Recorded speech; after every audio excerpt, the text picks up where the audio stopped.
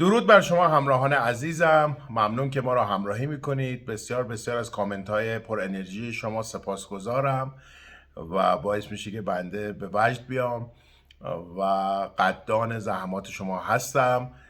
هر دفعه مقالات جدید، مطالب علمی جدید مطالعه میکنم و برای شما آماده میکنم. آپدیت هاشو به صورت ویدئوهای جدیدتر برای شما میذارم. امروز میخوام راجع به سلامت پروستات و چطوری میتونیم سلامت پروستات رو حفظ کنیم و از بیماری هایی که برای پروستات ایجاد میشه جلوگیری کنیم. ویدیو فکر کنم مفیدی برای شما باشه.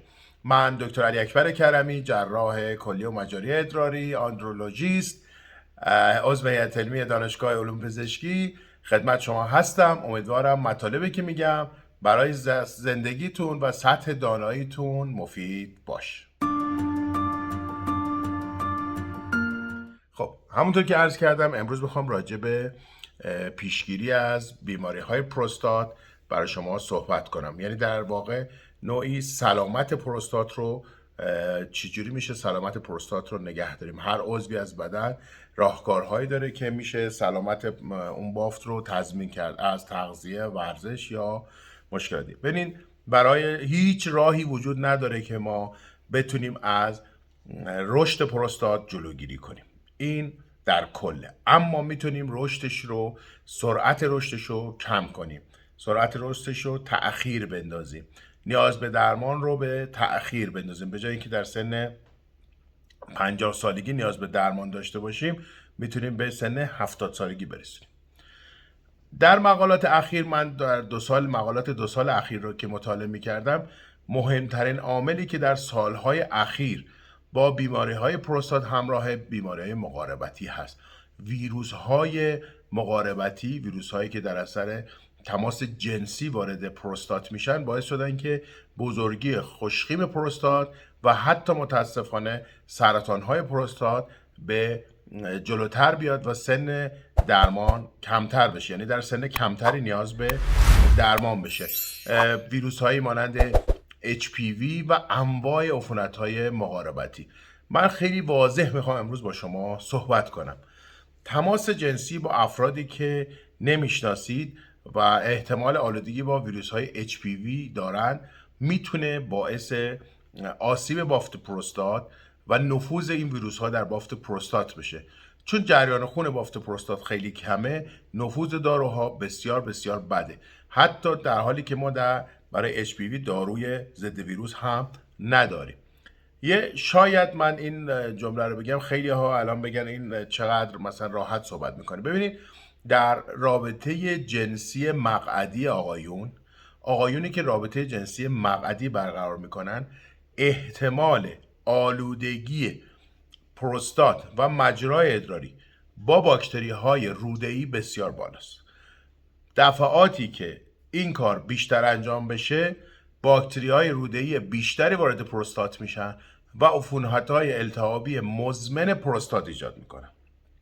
اینها به مرور زمان بافت پروستات رو آسیب میزنن و مستعد 3 بیماری میشن: پروستاتیت مزمن، بزرگی خشخیم پروستات و سرطان پروستات.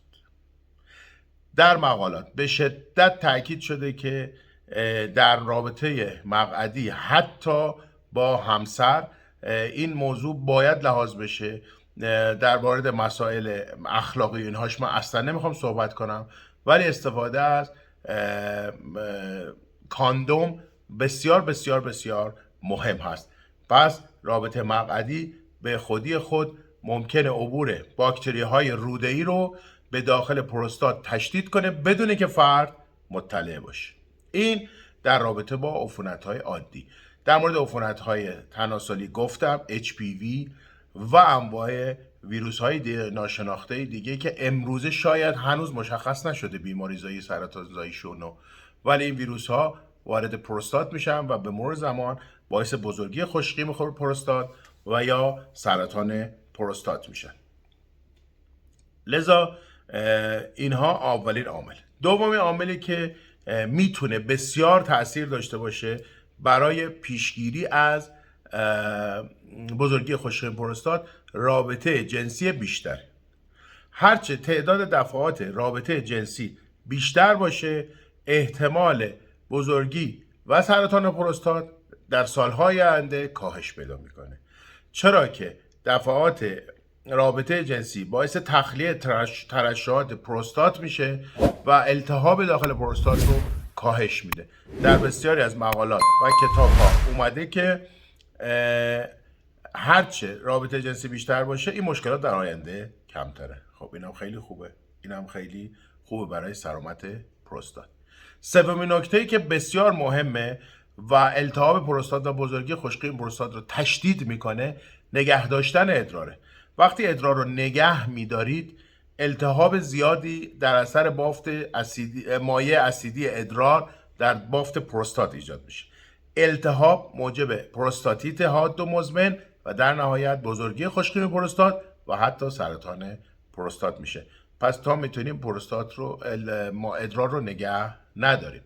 سومین عامل نشستن طولانیه. وقتی که طولانی میشینید پروستات ملتهب میشه و التهاب برای هیچ بافتی از بدن مفید نیست. پروستات هم از این قانون مستثنا نیست. وقتی التهاب زیاد میشه، التهاب مزمن زیاد میشه در پروستات، احتمال بزرگی خشکی پروستات در آینده و سرطان پروستات افزایش پیدا میکنه.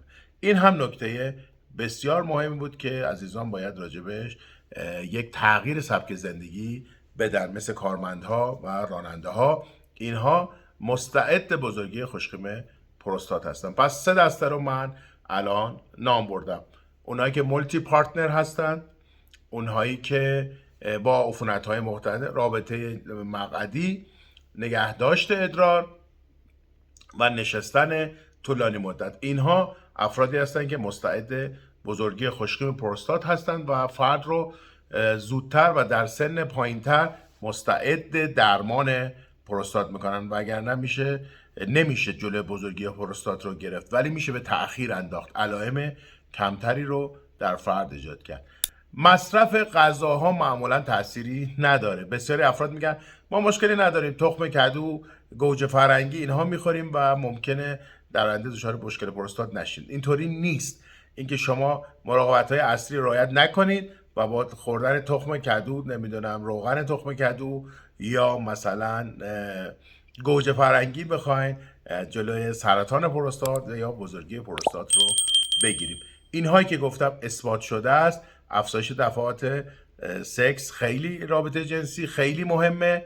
نگه داشتن ادرار رو ترک کنیم، نشستن طولانی رو کم کنیم، رابطه جنسی با افراد غریبه تا حد ممکن انجام نشه و رابطه مقعدی سالم. اینها بسیار بسیار در بیماری پروستات، بزرگی خشکیم پروستات و سرطان پروستات بسیار نقش دارن و تا میتونیم از اونها دوری کنیم مراقب باشیم. و در ویدیو قبلی هم راجع به دیابت و افزایش قند خون هم گفتم. چاقی باعث بزرگی خشکیم پروستات میشه. چاقی خودش باعث دیابت، مقاومت به انسولین و افزایش